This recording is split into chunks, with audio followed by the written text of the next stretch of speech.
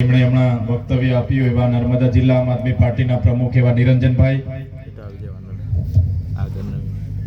સાથે મંચસ્થ ઉપસ્થિત આગેવાન વિક્રમભાઈ તડવી, આમ આદમી પાર્ટીના ઓબીસી મોરચાના પ્રમુખ એવા ગોપાલભાઈ માછી, યુવા અધ્યક્ષ એવા ગિરિરાજસિંહ ગોહિલ, ઉપપ્રમુખ એવા આશીષભાઈ તડવી, સાથે આપણા વિસ્તારના ગાદીપતિ અને જેને સૌ આપણે બાપા તરીકે ગુરુ તરીકે માનીએ છીએ એવા ભરતદાસ સાહેબ, મંચસ્થ તમામ ગાદીપતિ સંતો મહંતો, મારા પૂજનીય વડીલો, સામે ઉપસ્થિત થયેલા મારા વડીલો, યુવાનો, માતા બહેનો, બધા માટે એકવાર જોરદાર આપણે તાળીઓ પાડી લઈશું. સાથીઓ, આપણે અહીંયા ઉપસ્થિત થયેલા તમામ વર્ગના લોકોનું સ્વાગત કરીએ છીએ, સન્માન કરીએ છીએ. કેટલાક મીડિયાના મિત્રો પણ અહીંયા ઉપસ્થિત છે. કાયદો અને વ્યવસ્થા જળવાય એના માટે પોલીસ અધિકારીઓ પણ ઉપસ્થિત છે. તો એમને શું કરવા આપણે ભૂલી, એમના માટે પણ જોરદાર તાળીઓ પાડો. સાથીઓ, આપણે ઘણીવાર સમાચારના માધ્યમોથી અને નાની મોટી મીટિંગોમાં બધા આગેવાનો કહેતા હોય છે કે આદિવાસી એ મૂળ માલિક છે, આદિવાસી એ આ દેશનો માલિક છે. ત્યારે સૌપ્રથમ આપણે આદિવાસી એટલે કોણ એ જાણવું પડે. ત્યારે સાથીઓ, ઇતિહાસકારો એવું કહે છે, દેશનું બંધારણ એવું કહે છે, દેશની સુપ્રીમ કોર્ટ એવું કહે છે, અને દેશ વિદેશના વૈજ્ઞાનિકો એવું કહે છે કે આદિ અનાદિ કાળથી આ પૃથ્વી પર જો કોઈ પહેલા આવ્યો હોય એ આદિમાનવ હતો, એ જંગલોમાં ફરતો હતો. ત્યારે કોઈ પણ જાતની ચીજ વસ્તુઓની શોધ નહોતી થઈ. એમણે જંગલના વનફળ, કંદમૂળ અને જંગલના પાણી, વન્ય પ્રાણીનો શિકાર કરીને એ ભટકતું જીવન જીવતો હતો. ધીરે ધીરે અગ્નિની શોધ થઈ. વાંસના ઘસારામાંથી અગ્નિ જ્યારે નીચેના તણખલા પડ્યા અને આગ લાગી, ત્યારે આદિમાનવને ખબર પડ્યું કે અગ્નિમાં જે શેકાયેલું હોય, અગ્નિમાં જે ભૂંજાયેલું હોય એ ખવાય. અને એને અગ્નિની શોધ એને સાચવી રાખી. બાદમાં પેણાની શોધ થઈ. ધાન્ય જે આપણે ખાઈએ છીએ ધાન્યની શોધ પણ થઈ. ધાન્યની શોધ થતા થતા અનેક હજારો વર્ષ પછી, આશરે આજે આજથી 40 થી 50,000 વર્ષ પહેલા ખેતીની શોધ થઈ અને એ આદિમાનવ એ સ્થાયી થયા. નાના મોટા કબીલાઓમાં આદિવાસી સરદારો, ગામના મુખીઓ, ગામના પટેલો નાના મોટા કબીલાઓમાં એક રહેવા લાગ્યા. બાદમાં તો તમને બધાને ખબર છે, આપણે બધા ભણીએ છીએ, આપણો ઇતિહાસ ધોરણ 9 માં હોય, 8 માં હોય, બધું ભણાવવામાં આવે છે કે ત્યારબાદ સભ્ય સંસ્કૃતિઓ વિદેશોમાંથી આવી. કેટલીક જાતિના લોકો યુરેશિયન થી આવ્યા, કેટલાક પોર્ટુગીઝ થી આવ્યા, કેટલાક મુગલોએ આક્રમણ કર્યું, ફ્રેન્ચોએ આક્રમણ કર્યું, હુણોએ આક્રમણ કર્યું, અને અનેકવાર ઇતિહાસકારોના કહેવા પ્રમાણે આ દેશ પર આક્રમણો થયા. બહારના લોકોના શાસનો આવ્યા અને છેલ્લું શાસન અંગ્રેજોનું હતું. ત્યારે અંગ્રેજોના શાસન વખતે પણ આ વિસ્તારના આપણા પૂર્વજો, એ ચાહે બિરસા મુંડા હોય, ત્યાત્ય નાયક હોય, ખાદ્ય નાયક હોય, ટાટ્યા મામા હોય, ફૂલો ઝૂલો હોય, ગુરુ ગોવિંદજી હોય, ઝલકારી બાઈ હોય, રૂપસિંહ નાયક હોય, કે આપણા પૂર્વજોએ અંગ્રેજો સામે પણ યુદ્ધ છેડ્યું. અનેક સંઘર્ષો થયા, અનેક આપણા લોકો મરી ગયા, કેટલાય લોકો પોતાની શહીદી વહોરી દીધી, અને બાદમાં આઝાદી મળી. આઝાદી મળી ત્યારે આપણને બધાને અપેક્ષાઓ એવી હતી કે ચાલો હવે અંગ્રેજો તો જતા રહ્યા છે, હવે ભારતના દેશનું લોકશાહી રાજ્ય શાસન આવ્યું છે, લોકશાહીના ઢબે ચાલશે. ત્યારે આ લોકશાહી શાસનમાં આપણને બધાને ન્યાય મળશે.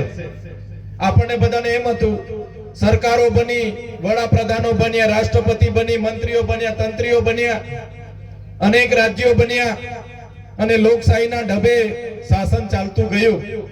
પણ આઝાદીના 78 વર્ષ પછી પણ જે બંધારણથી દેશ ચાલે છે, એ બંધારણમાં આદિવાસીઓ માટે જે જોગવાઈ કરેલી છે કે ભાઈ અનુસૂચિ 5 જે પ્રકારે બંધારણના આર્ટિકલ 243 માં લખેલું છે કે આદિવાસી વિસ્તારોમાં કોઈ પણ જાતનો પ્રોજેક્ટ નાખવો હોય, રોડ બનાવવો હોય, કંપની નાખવી હોય, કારખાનું નાખવું હોય, સ્ટેચ્યુ નાખવું હોય, કોરિડોર બનાવવો હોય, હાઈવે નાખવો હોય કે હાઈ ટેન્શન લાઈનના ટાવર ઊભા કરવા હોય, નહેર કાઢવી હોય, કોઈ પણ જાતની પાવર માટે ગામ સભાને સત્તા આપી છે.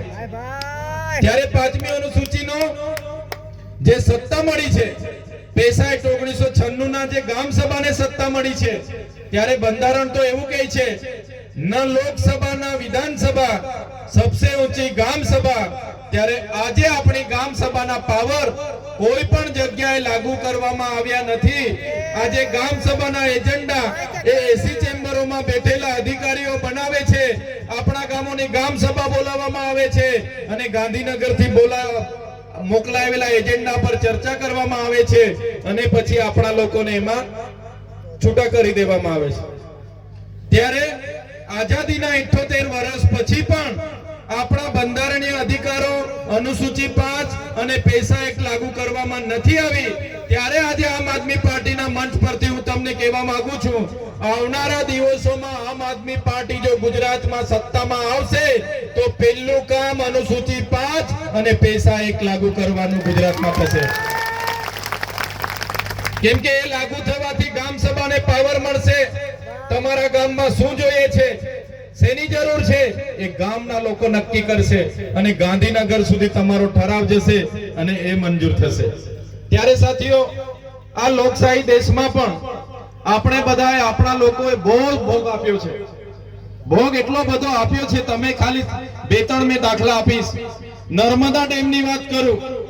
અમારા દાદા લોકો કહેતા હતા કે નર્મદા ડેમ જ્યારે બનતો હતો ત્યારે કોંગ્રેસની સરકાર હતી અને જ્યારે ગુજરાત અને મધ્યપ્રદેશ મહારાષ્ટ્રના ગામોને ત્યાંથી વિસ્થાપિત કરવામાં આવ્યા ત્યારે લોકોને કહેવામાં આવ્યું કે આ સરકારની યોજના છે, બધાએ ગામો ખાલી કરવા પડશે અને ગામડા ખાલી થઈ ગયા.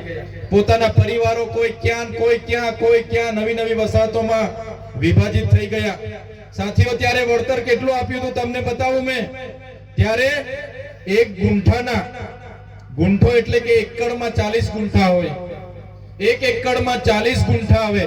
ત્યારે ગુંઠાના ભાવે એ ઉકાઈ જળાશય હોય, નર્મદા જળાશય હોય કે બીજા ડેમ હોય, એમાં ગુંઠાના કેટલા આપતા હતા તે તમને કેમ છું, ધ્યાન આપજો. એક ગુંઠાના જે એમાં પણ 4 પ્રકારે નક્કી કરવામાં આવે ભાવ. પહેલો ભાવ હતો એક ગુંઠાના 24 રૂપિયા, એટલે એક એકડમાં 40 ગુંઠા આવે. 24 ચોક 96, એટલે એક એકડના 960 રૂપિયા ત્યારે આપવામાં આવ્યા. બીજો જે ભાવ હતો, બીજા પ્રકારનો ભાવ એક ગુંઠાના 21 રૂપિયા નક્કી કરવામાં આવ્યો. જે થોડી ખાડા ટેકરા વાળી જમીન હતી અને જેટલી જમીન હતી એના એક ગુંઠાના 21 રૂપિયા. હવે 21 ચોક કેટલા થાય? 84, એટલે 40 ગુંઠાના 840 રૂપિયા. એક એકડના કેટલા હતા? 840 રૂપિયા. ત્રીજો ભાવ નક્કી કરવામાં આવ્યો તો એક ગુંઠાના 18 રૂપિયા. 18 રૂપિયા એટલે 18 ચોક 72 થાય, એટલે 720 રૂપિયા એક એકડના. અને ચોથો ભાવ હતો એ 15 રૂપિયા ગુંઠાના હતા. ભાઈ, તે વખતે ધ્યાન આપજો તમે. જે લોકો વિસ્થાપિત થયા છે ને એમણે ભોગ આપ્યો છે, યાદ રાખજો.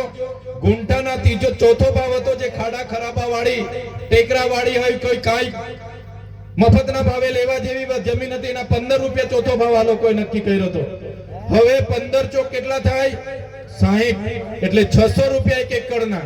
તમે વિચાર કરો, દેશ માટે જે લોકોએ પોતાના ગામ ખાલી કર્યા, પોતાની સંસ્કૃતિ, પોતાની પ્રકૃતિ, પોતાના જળ જંગલ જમીન સાથે છીનભીન થઈ ગયા, પોતાના પરિવાર સાથે છૂટા પડ્યા, એ લોકોને તે વખતે એક એકડના 660 રૂપિયા આપ્યા હતા અને કીધું તું તમારા ઘરમાંથી એક જણને સરદાર સરોવર નિગમમાં નોકરી આપીશું.